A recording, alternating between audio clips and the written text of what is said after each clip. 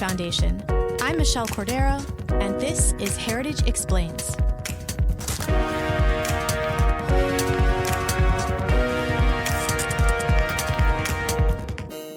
Deterrence means simply this: making sure any adversary who thinks about attacking the United States or our allies or our vital interests concludes that the risks to him outweigh any potential gains. Once he understands that, he won't attack. We maintain the peace through our strength. Weakness only invites aggression.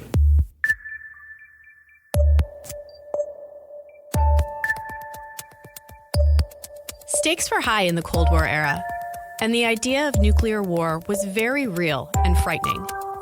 Thankfully, back then, America had the troops, equipment, and the powerful allies it needed to confront the Soviet expansionism on multiple fronts, while still keeping lesser threats at bay. But today, according to Heritage's Index of U.S. military strength, the military is 1/3 smaller. And though we have more advanced weaponry, we're operating in a world that's just as dangerous as what we faced during the Cold War, and in many cases, more complex. For years, our own generals have been warning us that our military is running on empty. We simply cannot take the readiness of our force for granted. If we do not have the resources to train and equip the force, our soldiers, our young men and women are the ones who will pay the price, potentially with their lives. It is our responsibility, the Department of Defense and Congress, to ensure that we never send soldiers into harm's way that are not trained, equipped, well-led, and ready for any contingency, to include war. Tanks, ships, and jets, just like a car, for example, only last so long. Not to mention the military must also account for technologies that move at a rapid pace. Thankfully, the military recently received a long-needed boost. Rebuilding America's military. President Trump unveiled the administration's 2019 budget proposal yesterday. It includes more than $686 billion in military spending. Among the earmarks, funds to modernize equipment, buy 10 new combat ships, as well as bump in production for the F-35 and the F/A-18 aircrafts. In the budget, we took care of the military like it's never been taken care of before. In fact, General Mattis called me. He goes, "Wow, I can't believe I got everything we wanted." I said, "That's right, but we want no excuses. We want you to buy twice, okay? Twice what you thought for half the price." Our military was totally depleted, and we will have a military like we've never had before. So, where does our military stand now after that boost? Heritage has just released its 2019 Index of Military Strength, the only non-governmental and only annual assessment of its kind. Dakota Wood, who served America for 2 decades in the United States Marine Corps, is a senior research fellow for defense programs and the editor of the Index. Thank you so much for joining us, Dakota. Oh, it's wonderful. Thanks for having me. So, good news or bad news this year? How strong is our military right now? Well, if you had an A through F grading scale, we're going to give it a C. So a scale of 3 on 1 to 5. We call it marginal because we think the mission of the military, being to protect America and its interests, is pretty important, right? So if you're pulling in a C on that report card, it's kind of marginal. I mean, we'd very much like it to be better. So some gains over the past year, but still a long way to go. So at a 101 level, can you tell us what that marginal rating means? Sure. History is everything in this kind of business. So what we did was we've looked over a half century or more of major wars that the U.S. has been involved in. And we said how much military was needed to fight and win one of those wars. You'd like to be able to do that. And because America is a global power with global interests, we've got interests in Europe, in the Middle East, in the Asia-Pacific region. If all you had was enough to fight and win one war, and it took everything that you had, then you wouldn't be able to address interests anywhere else in the world. So that marginal score, our assessment is the current U.S. military could fight and win one major war, but it would be globally sourced. In other words, you'd have to take the whole military from everywhere it's at in the world and concentrate it in one place, and you wouldn't have anything left over to do anything else. And so we say the American military needs to have the capacity to do 2 major wars, because that allows you to do one and then all the other things that you're wanting to do on a daily basis. So it seems over the past decade or so, it's been really hard to get additional funding for our military. But Congress under the Trump administration recently did bump up defense spending. Can you help explain a little why we aren't where we need to be then if we're getting additional funding? Yeah, if you looked at the pace of inflation and you took, let's say, a 1985 dollar and you put it into today's dollar and you just went up for inflation, we're spending today in constant dollars about the same that you would have been spending on the defense budget during the Ronald Reagan presidency. And that's always kind of the high watermark, for folks who are interested in defense. Unfortunately, the cost of manpower, like health care, the cost of the equipment that we need to use because of advances in technology that our enemies would be using, the increase of those costs is about 4 or 5% above the rate of inflation. So just like if you were getting a pay raise in line with inflation, you'd think everything is good to go. But if your health care expenses or the price of a gallon of gasoline is above inflation, you're actually losing ground. So what we've seen over the last 10 or 15 or 20 years, manpower, health care, munitions, the airplanes that are needed today to fight in a modern battle environment, those have all dramatically come in above the rate of inflation.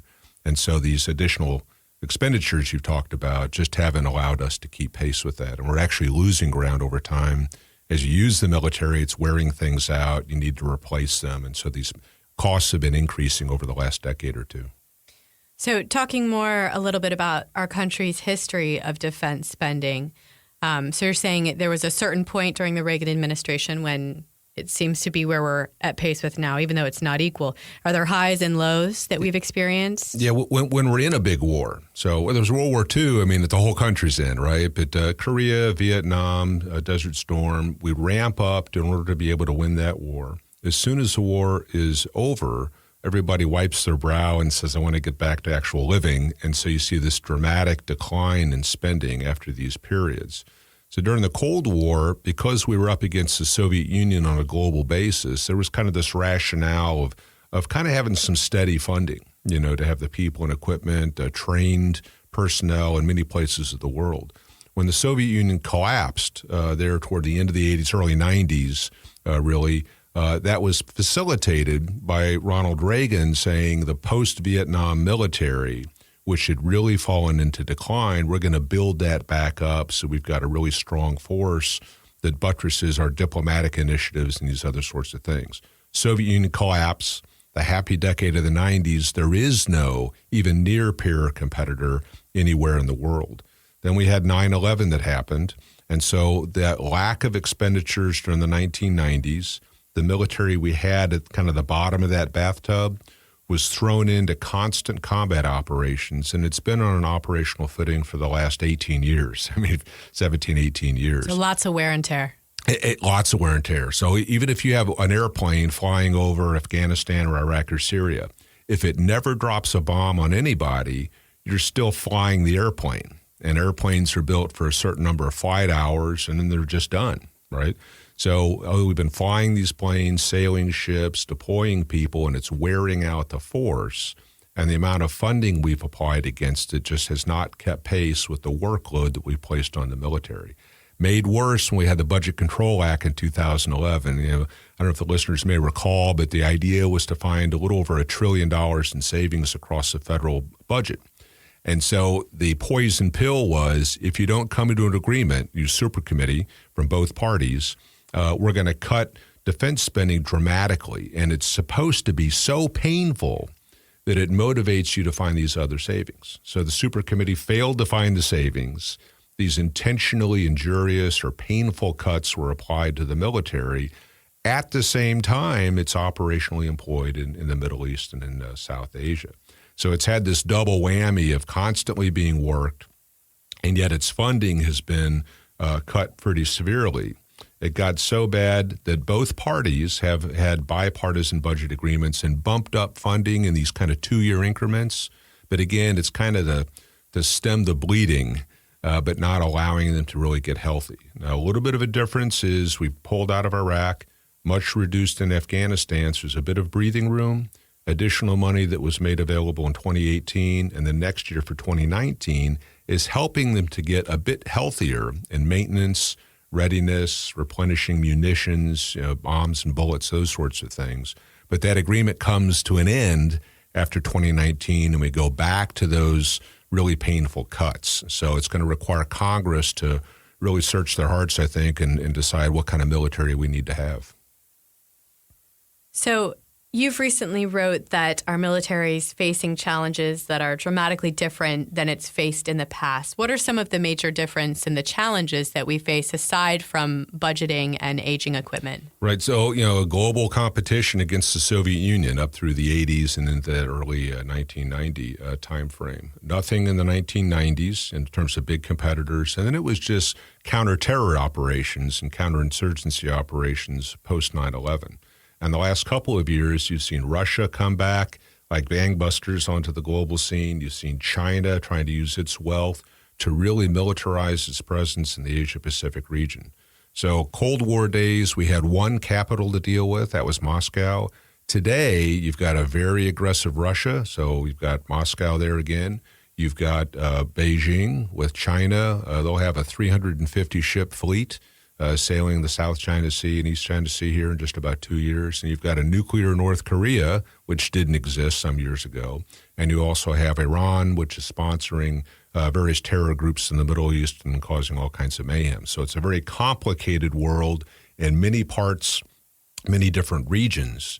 And the military has really been stretched thin to do current operations. And just, I guess, another reference point, Cold War, the Army was 780,000 active duty soldiers. Today it's 480,000. 550 ships back then. We have 285 today. So those are just a few little reference points of how small the military has gone. And you got this big world, and it's more complicated with more very capable actors. 1/3 of the size is, I think, what you reference. In some areas, absolutely.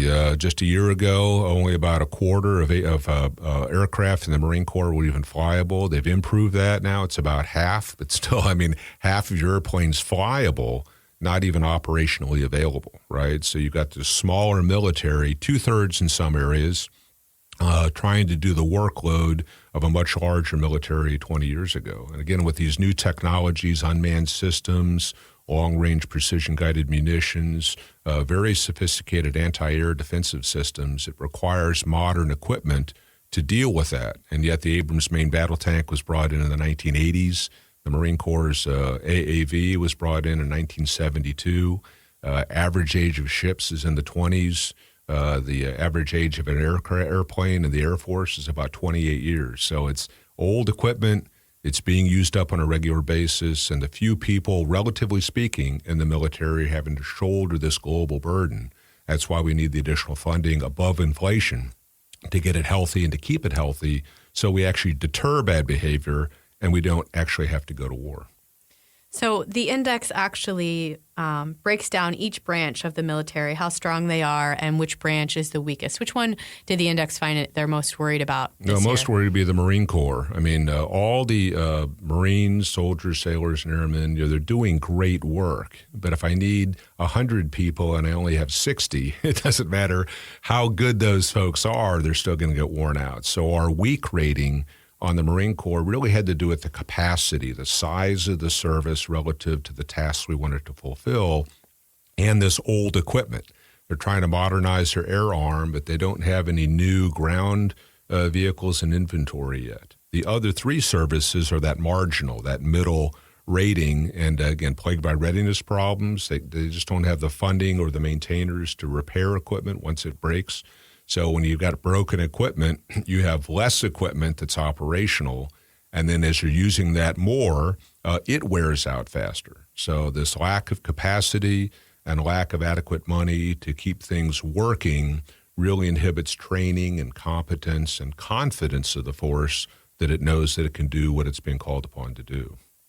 Something else I've seen you write about has to do more with timing and then in the time that it takes to come out with some of these technologies that we're competing against. Can you tell me a little bit more about that? Yeah, the history of calls the MDAP, Major Defense Acquisition Program. So you want to buy a ship or an airplane, these are major things. And on average, it takes about 15 years to go from the idea, I need this new thing, to when you actually get it into the force and actually use. That's a very long period of time. So if you delay these programs, or you had a bad start, it wasn't managed well, or you believe that some new technology that hadn't even been invented yet is actually going to work out as projected, which never happens, then you have these delays at getting a replacement in. So in that delay period, you're using this old equipment, it continues to age, and then like having an old car at home, eventually your maintenance costs start eating up the budget, and you really have to set that aside and get a newer vehicle that's more reliable, less maintenance costs, and you can have around for a longer period of time. So we're in that old car mode here at the moment where maintenance is just eating the services alive. I think in the index you guys referenced 2050 is when we'd be able to get our naval's fleet where it needs to be. Yeah, so I mentioned a long time. It is under Secretary John Lehman, Secretary of the Navy, under the Ronald Reagan years. He was trying to push for a 600-ship Navy, and they got up in the mid-500s. Today we have 285.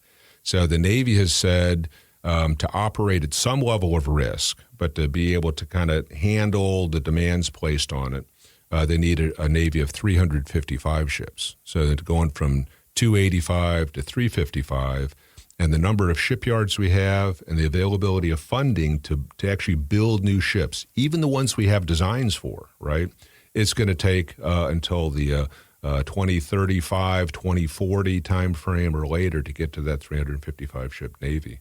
When you think about the risks that are facing the United States on a sometimes week-to-week basis with everything going on with North Korea, that's a little frightening to think that 2050 would get our Navy to where it needs to be. It is. Out of 285 ships, about a third of those are available on any day. So we actually have somewhere around 90, thereabouts, 90 to 100 deployed globally. The ships that are assigned to 7th Fleet, which is out in the Western Pacific region, it's about 50 to 60 ships. China will have 350 in 2 years. And then if you're a land power like China is, with those ships, perhaps the ships themselves are less quality in a sense of design compared to ours, but the weapons they have on the ships are very sophisticated, and you can use land-based anti-ship cruise missiles and land-based patrol aircraft that also carry anti-ship cruise missiles. So they've got a formidable inventory of equipment, and we have just a small percentage of the fleet that's available at any one time. So you think about the same kind of situation in the North Atlantic and the Baltic relative to Russia, Mediterranean, if you had to come into the Middle East, in support of Israel or something along those lines, the Indian Ocean, or getting up to the Persian Gulf. So it's a small fleet that's really stretched, and again, it just wears things out. You can't keep a ship out at sea indefinitely. It has to come home at some point.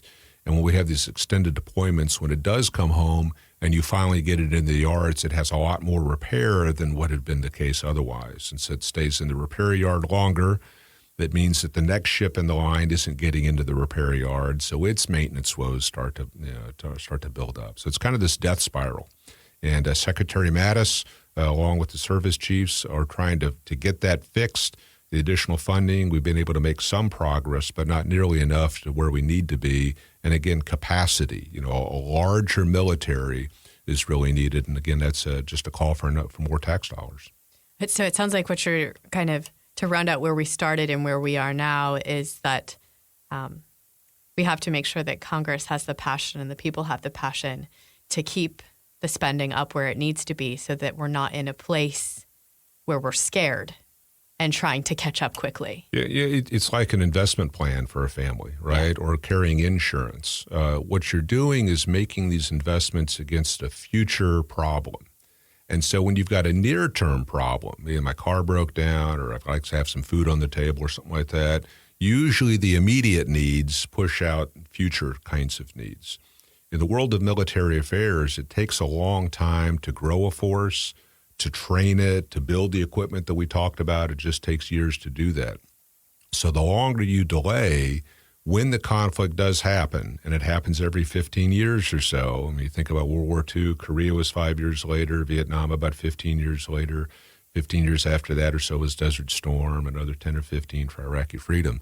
So it's just like clockwork. When you have this delay, you find yourself with a small unready force, and now it's too late, right? You can't build that up. So what we're proposing is that our Congress be a bit more foresighted and be disciplined and not fritter away the dollars that Americans send into the Treasury, and that we, for the role of the federal government in this area in particular, constitutional requirement to provide for the defense and security of the United States, that this is an area where it really needs to be disciplined and it needs to be consistent.